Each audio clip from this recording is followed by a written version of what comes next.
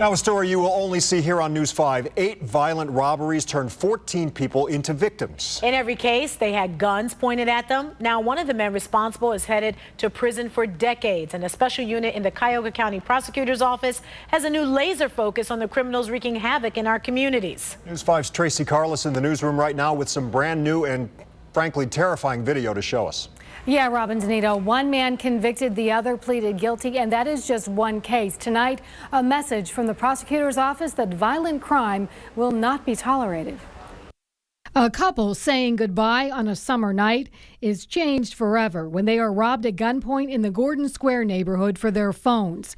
Just days before, 2 kids walking home from having pizza in Tremont, a car stops, 2 men jump out, point guns at the boys, and order them to the ground, robbed for their cell phones.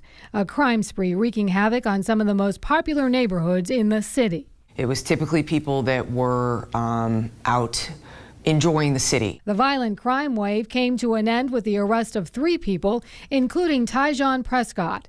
The Crime Strategies Unit at the Cuyahoga County Prosecutor's Office worked with police to link 8 incidents of these violent robberies to each other. Most of the victims, this is their first interaction with this type of violence, and they were very affected by it. Watch as police spot the car suspected in the string of robberies. Prescott stops, but then speeds off. Cell phones were the target, and Prescott was linked to all of them. The 19-year-old can be seen hours after terrifying victims by pointing guns in their faces, dancing and looking giddy as he cashes in the stolen phones for money at an Eco ATM cell phone recycling machine. A jury found Prescott guilty of the crimes this week. A judge slapped him with 25 years, the time sentenced for his crime. Because we're coordinating this, we're able to go back and look at certain factors. We are now able to put 8 instances together.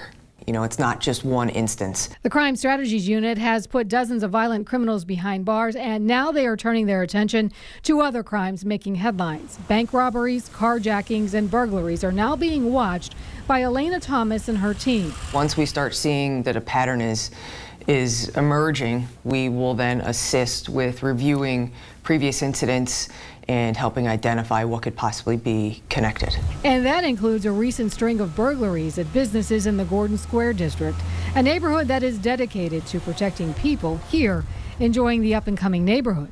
We have a full-time safety coordinator on our staff who works with the police and with safety coordinators in Tremont, Ohio City, and other communities to make sure that we keep our near West Side neighborhoods safe.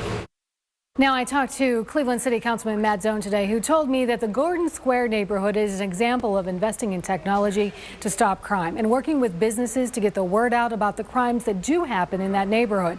He says instead of trying to hide from it, they confront it and get it solved. In the newsroom, Tracy Carlos, News 5.